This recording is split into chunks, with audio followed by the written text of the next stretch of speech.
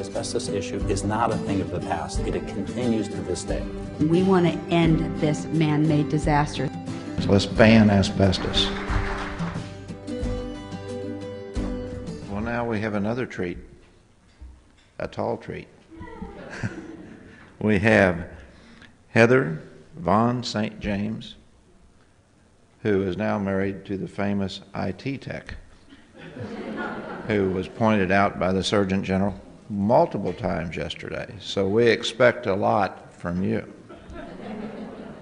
But all kidding aside, Heather's been a very strong advocate of asbestos disease eradication, getting the word out that it can be prevented, and serves as a very viable spokesman for ADAO and the cause of banning asbestos throughout the world. So Heather has a message for us this morning, an inspirational message for us this morning, and I look forward to hearing what she has to say. Heather, hop up here.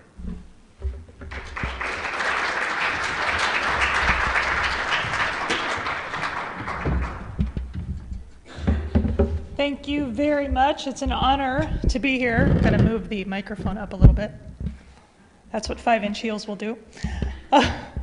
It's really an honor to be here, and I thank you, Linda, for asking me to be a part of this. And of course, when Linda asks, you don't say no. You just say, how can I make it happen? And so when she asked me to do this, and she says, I want you to talk about the power in our voices, and I thought, how fitting.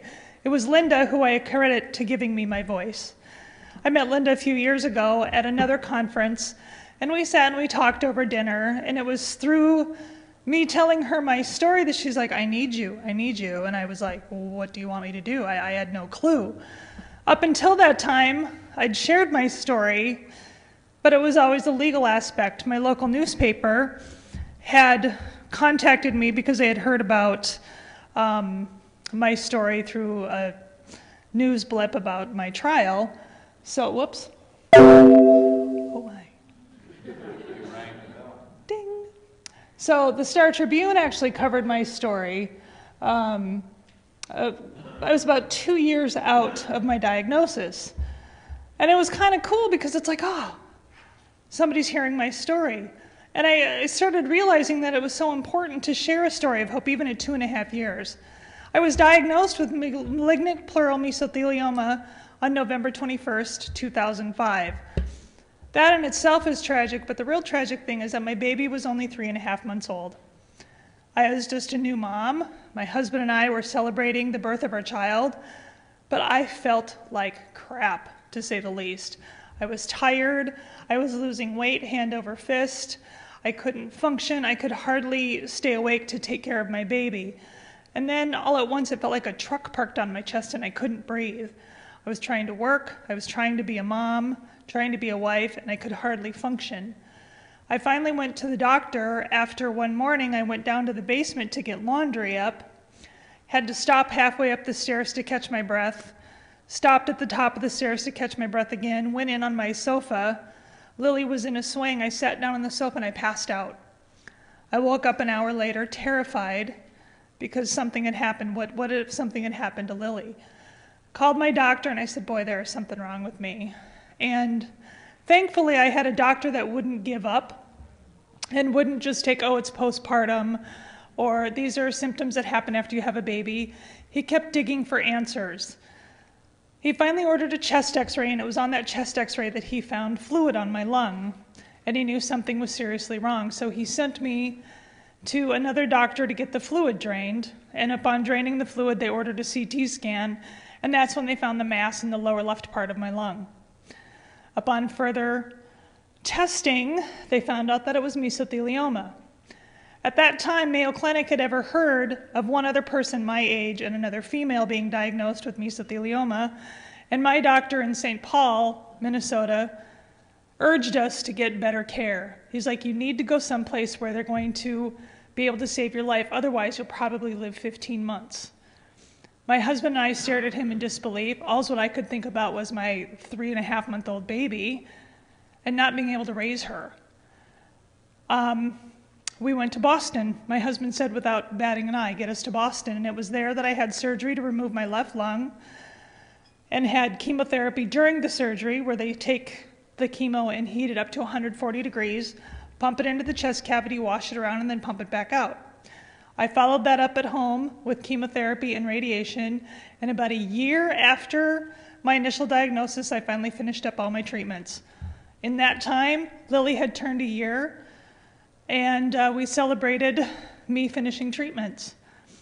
But after I finished, it was like, now what? I spent a year fighting for my life. I no longer had a job, and I didn't know what to do. And that's when I started getting involved. And when Linda told me that she needed my voice, it gave me the courage to speak out to more people. I got the opportunity to blog, and that has been a huge, fulfilling mission in my life, and it's been really exciting. We start doing campaigns like this, Dying to be Heard, about the millions of asbestos victims who are dying to have their voice heard, just want people to know what they're going through. This is my Facebook page, which we started, and I have 1,544 likes. I mean, it's crazy. We started this, and I use it as an outlet, a social media outlet, to let people know that there is people living with mesothelioma, that we live a viable life. You can live a life with one lung, and you can have fun, that there's a story of hope. I use the page as a community to outreach to other people and to let them know what's going on. And I also have a Twitter feed, which is a lot of fun, which I was tweeting yesterday from here. And the people that I follow on Twitter and that follow me on Twitter are from all walks of life and a lot of mom bloggers. We've decided that mommy bloggers are a very powerful outlet in order to reach the masses. And I didn't realize how important it would be to reach the masses, but we got to thinking, how can we reach out to everyday people and spread awareness? What type of outlets can we use? Social media is great, but blogging is a huge thing, and there's mommy bloggers everywhere. I was a new mom faced with a horrible disease. How do you overcome that? And that's a story that people like to hear, so we started blogging. So here's some power of my voice and some statistics of what we've been able to accomplish. My blog gets over about 5,200 visitors a month. My Facebook page has 1,544 likes. We made a video about awareness, and that says 8,000 views, but it's over 9,000 now on YouTube, which is really exciting. We have a page on the blog that has over 200 or 20,000 unique visitors. But the guest blogs, on the mommy blogs, I've guest blogged on over 1,000 blogs. If only 10 people each read these blogs that have never heard about mesothelioma, look how many people are now learning about mesothelioma that have never heard from it. And what's amazing is the people that have touched my life through these blogs, HIV survivors, brain cancer survivors, lymphoma survivors, people that I've been able to meet throughout the world that are facing adversity and giving me the courage to stand up and have my voice heard. And we all work together for a common cause, and that's what's so important. And they're willing to help spread the word about asbestos awareness and about mesothelioma awareness. I've also been able to guest blog on some pretty big things like Huffington Post, Mind Body Green, I Had Cancer, which is a website where people share their stories, Everyday Health, which is owned by AOL, and these are some of those that I was able to guest blog on, and I was able to reach thousands of people about our voice and about ADAO's mission and about banning asbestos. I've also blogged on a lot of European and Australian blogs, and they are appalled that asbestos is not banned in the US. And that, to me, speaks very highly of what we need to do as a community. So all those years ago, when Linda said to me, I need your voice, and I said yes, I had no idea what was in store for me.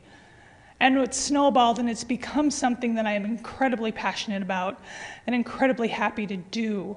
And I love being a part of this community, and I'm so happy to be able to share my story, because every single mesothelioma patient out there has a story.